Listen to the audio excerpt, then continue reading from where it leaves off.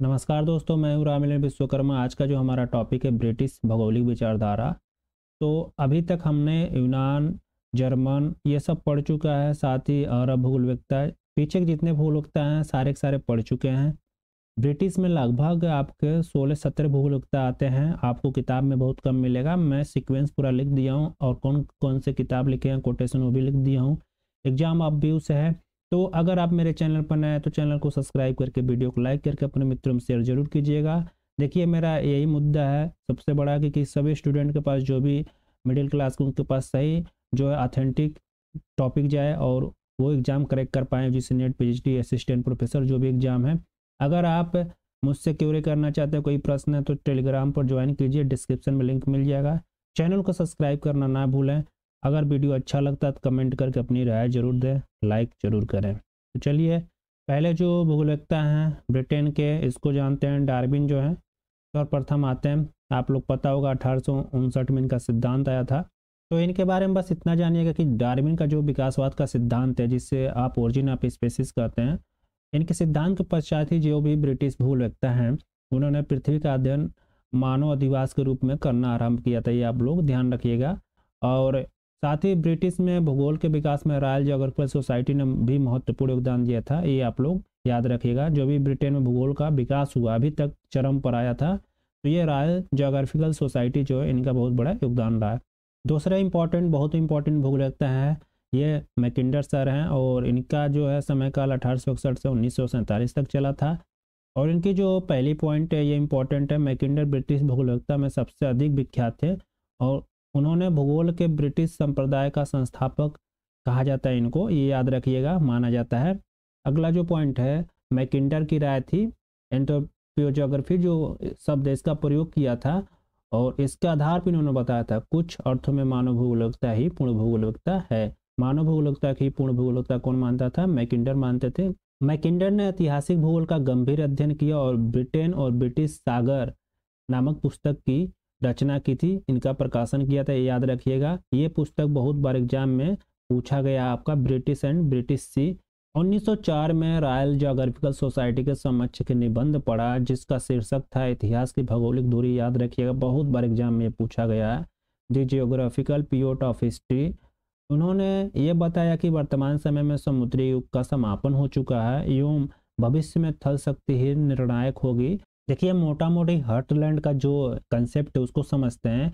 Eurasia में स्थित ध्रुवीय क्षेत्र जो है, आधार क्षेत्र जिसे कहा था, समुद्री शक्तियों की पहुंच से बाहर है, क्योंकि इस क्षेत्र में प्रवाहित होने वाली नदियां या तो आंतरिक सागरों में गिरती हैं या जमे हुए आर्कटिक सागर में गिरती है। अगर आप यूरेशिया के मानचित्र देखेंगे कुछ इस प्रकार का आप, तो ये जो आपका हो गया भूमध्य सागर ये एरिया, और साथ ही ये जो एरिया हो गया आपका आर्कटिक हो गया, ये वाला रीजन। अब इधर आप पाएंगे तो यही ये अफ्रीका महाद्वीप हो गया, आप बना लेंगे तो ये देखिए। आप लोग मेरे मैप पर नहीं जाइएगा, बस मैं समझाने का प्रयोग कर रहा हूँ। तो ये क्या कह रहा है कि यूरेशिया जो एरिया, ये रीजन जो है पूरा पूरा, ये क्या है, पूरी तरह से समुद्री शक्ति। देखिए, यहाँ समुद्र एरिया है, आर्कटिक शक्ति कोई आता नहीं है। फिर से इसके बगल में प्रशांत है, तो यूरेशिया पूरी तरह से ये समुद्री जो ताकत है उससे बहुत दूर है, इसीलिए यहाँ पर राज करना बहुत मुश्किल होगा। और यहाँ पर जो भी नदियाँ हैं या तो आर्कटिक में जाकर गिर जाती हैं, देखिए आर्कटिक क्षेत्र में, या तो वो आंतरिक ही सागरों में गिर जाती है, जो छोटे मोटे, मान लो यहाँ पर जो है ब्लैक सी है यहाँ पर, तो ऐसे जो है नदियाँ गिर जाती हैं, इनका मानना था। इसीलिए थल शक्ति ये मानते थे मजबूत है, यहाँ पर आक्रमण करना जो भी समुद्र शक्ति है उनके लिए बहुत मुश्किल है। 1919 में मैकिंडर की पुस्तक लोकतांत्रिक आदर्श एवं यथार्थता आया था। एक पुस्तक इनका याद रखिएगा, ये डेमोक्रेटिक आइडिया एंड रियलिटीज। ये बहुत बार क्वेश्चन पूछा गया है, ये पुस्तक एग्जाम में क्वेश्चन के रूप में आया है, याद रखिएगा 1919 में आया था। इसी पुस्तक में जो डेमोक्रेटिक आइडिया एंड रियलिटी है, उन्होंने सर्वप्रथम हृदय क्षेत्र हार्टलैंड शब्द का प्रयोग किया था, बहुत बार एग्जाम में पूछा गया। इसमें आधार क्षेत्र के अलावा मध्य एवं निचला कुछ क्षेत्र शामिल थे। हृदय स्थल ऐसा स्थल है जहाँ जल शक्ति का प्रवेश असंभव है, मतलब वहाँ पर जल शक्ति के जो भी सैनिक नहीं पहुँच सकते हैं। अब क्यों पहुँच पाना असंभव है? जैसे कि मान लो ये वाला क्षेत्र यूरेशिया हो गया और इस क्षेत्र में आपका हार्टलैंड क्षेत्र ये वाला है पूरा, और यहाँ से जो है आपका अटलांटिक महासागर है, ये आपका ऊपर आर्कटिक महासागर है, और ये आपका भूमध्य सागर है। और यहाँ पर आपका जैसे कि मैं बताया अफ्रीका है। यहाँ से वही बता रहा हूँ, किसी भी जैसे कि मान लो आप देखोगे द्वितीय विश्व युद्ध, जो भी जर्मन सेना थी यूरेशिया पर जब आक्रमण कर रही थी तो ये फंस गई थी, ये पूरे यूरेशिया सैनिक पीछे चला गया था और यहाँ पर ये जाके मारे गए थे, बहुत ज़्यादा यहाँ पर जर्मनी का लॉस हुआ था। तो ये चीज़ें आप लोग याद रखिएगा, ये पूरा क्लियर कट है कि आप यूरेशिया में जाके युद्ध करना चाहते हैं तो बहुत मुश्किल है। इसीलिए यहाँ पर जो मैकेंडर बोलते हैं कि हार्टलैंड पर पहुँच पाना जल शक्तियों के लिए असंभव जैसा है। अब ये जो पुस्तक इसमें इन्होंने कहा था, इनका सूत्र है, जो पूर्वी यूरोप पर शासन करता है वो हृदय क्षेत्र को नियंत्रित करता है, जो हृदय क्षेत्र पर शासन करता है वो विश्वद्वीप को नियंत्रण रखता है, और जो विश्वद्वीप पर शासन करता है वो पूरा विश्व पर नियंत्रण रखता है, याद रखिएगा। अब जो मैकेंडर का जो विश्वद्वीप था उसमें एशिया, यूरोप और अफ्रीका सम्मिलित थे, याद रखिए आप लोग, ये क्लियर कट दिमाग में होना चाहिए। अगला जो ये अपडेट करते हैं 1943 में विश्व सामरिकता पर उन्होंने एक प्रपत्र लिखा जिसका शीर्षक था the round world and winning of the peace. ये बहुत इंपॉर्टेंट पुस्तक है, ये बार बार एग्जाम में पूछा गया, जिनना इनका मैं पुस्तक बताया हूँ।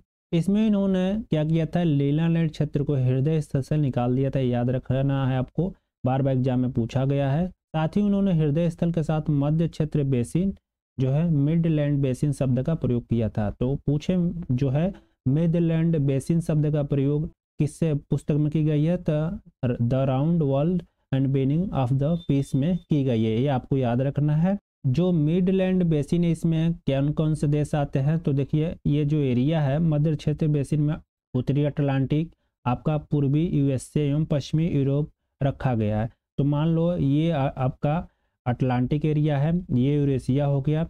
अब यहाँ पर ये पूर्वी यूएसए का हो गया, आपका उत्तरी अटलांटिक का ये एरिया हो गया, और आपका इसके साथ ही पश्चिमी यूरोप का यहीं पर आ जाएगा ये वाला एरिया।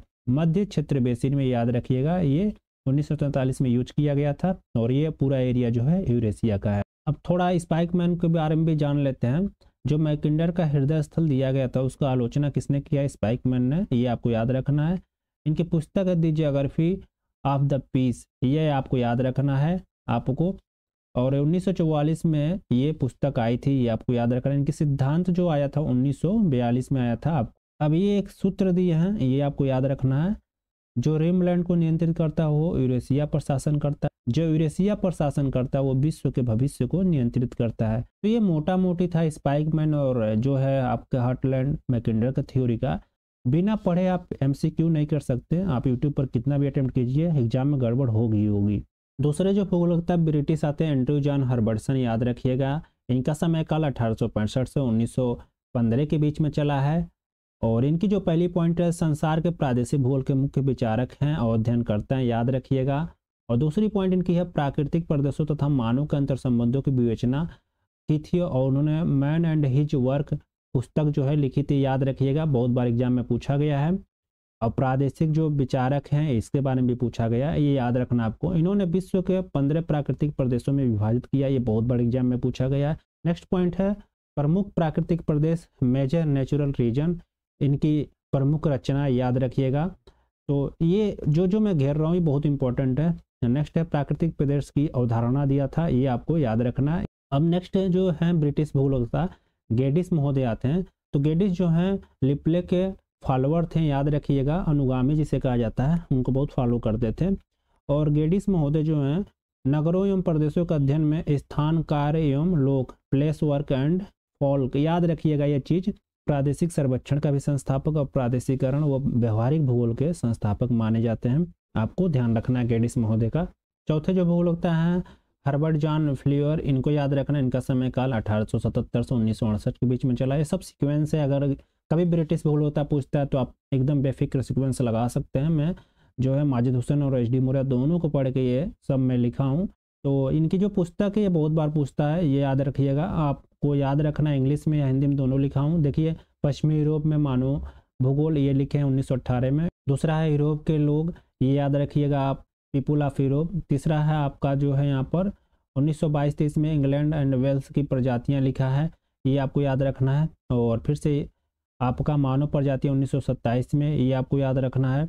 फिर से यहाँ 5वां पुस्तक इनका 1942 में फ्रांसीसी जीवन एवं इनकी समस्याएं। आपका काल के पथ 1958 में। फिर से यहाँ पर 7वां है आपका 1951-58 में ये आया था, यूरोप में मानव का प्राकृतिक इतिहास। और यहाँ पर 8वां है मानव व वन मानुष। और यहाँ पर 9वां है समाज और पर्यावरण की समस्याएं। शोध कुछ किया, मानव प्रदेश 1919 में इनका शोध था, उसका शोध इनका था समाज की भौगोलिक अध्ययन और विश्व समस्या 1932 में। फिर से परिवर्तनशील विश्व में भौगोलिक चिंतन 1944 में। 1945 में त्वचा वर्ण के प्रकारों का वितरण, ये इनकी शोध है, ये आप ध्यान दे सकते हैं, वैसे याद करने की जरूरत नहीं है, मैं बता दिया हूँ। नेक्स्ट भूगोल होता है सर डडले स्टाम्प हैं, 50 पुस्तकें लिख चुके हैं भूगोल के क्षेत्र में, और इस योगदान के लिए उन्हें ब्रिटिश सरकार ने सर की उपाधि दी है। तो पूछा जाता है कि ब्रिटिश का सर किसे कहा जाता है, तो ये हमारे डडले स्टाम्प महोदय हैं। और इनकी प्रसिद्ध पुस्तकें बहुत बार एग्जाम में पूछा गया, संसार का सामान्य भूगोल याद रखिएगा, वाणिज्यिक भूगोल, हैंडबुक ऑफ कमर्शियल ज्योग्राफी, ये आपको याद रखना बस वाणिज्यिक भूगोल, क्योंकि चिस्लोम का आता है ये पुस्तक जो है हैंडबुक ऑफ कमर्शियल ज्योग्राफी, चिस्लोम महोदय, आगे मैं दिखाऊंगा वो भी ब्रिटिश ही है।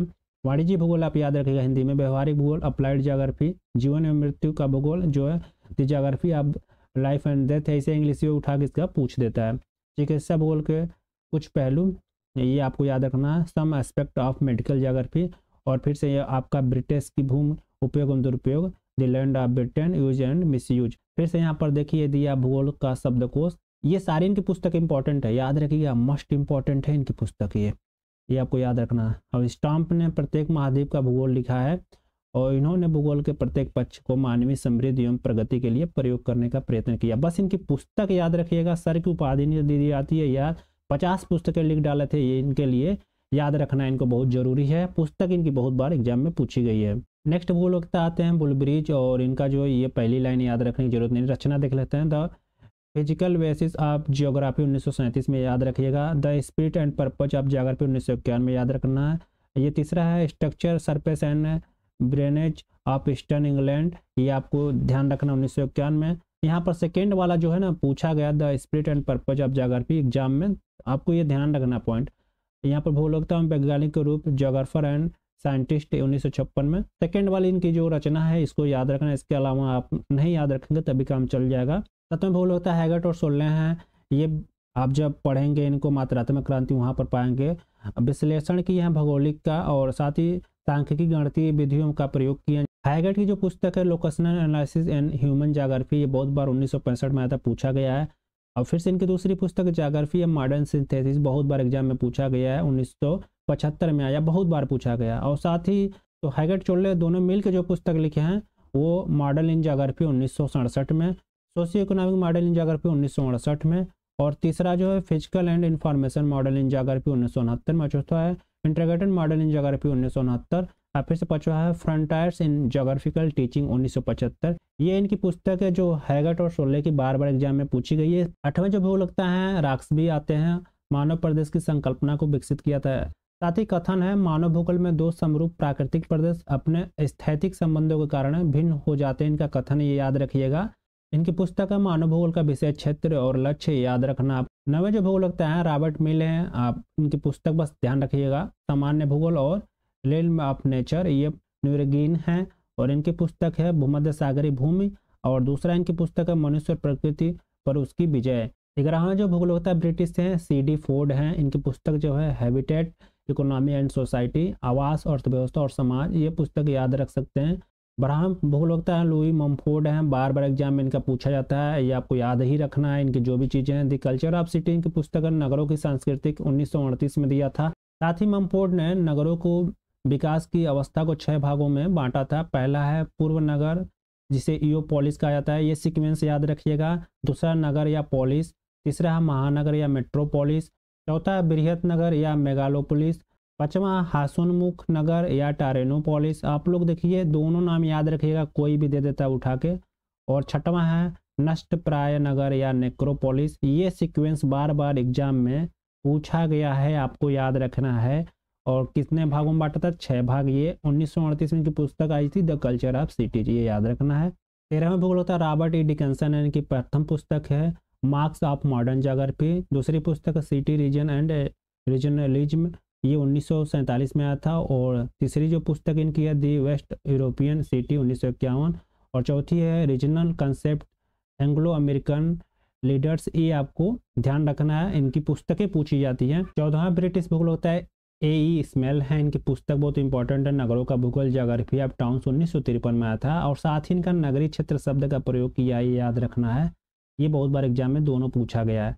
ये 15वें एजी आगल्यू हैं, इनको आप याद नहीं रखिए, बस ये जानिए सीक्वेंस में 15वां नंबर पर 1928 में इनकी पुस्तक आई थी, Great Britain and essays is regional geography, ये याद नहीं रखेगा तभी चल जाएगा। और 16वां भूगोल होता है बुचानन है, पोस्टल इंडस्ट्रियल ऑफ न्यूजीलैंड जो है इनका। 17वां भूगोल होता है स्मिथ है, इकोनॉमिक ज्योग्राफी ऑफ ब्रिटेन 1949, इनकी पुस्तक याद रखिएगा। और यहाँ पर 18वां चिसोल में या चीज होम कहा जाता है इनको, चिसोल में इसे ही पूछा जाता है इनका ज़्यादातर।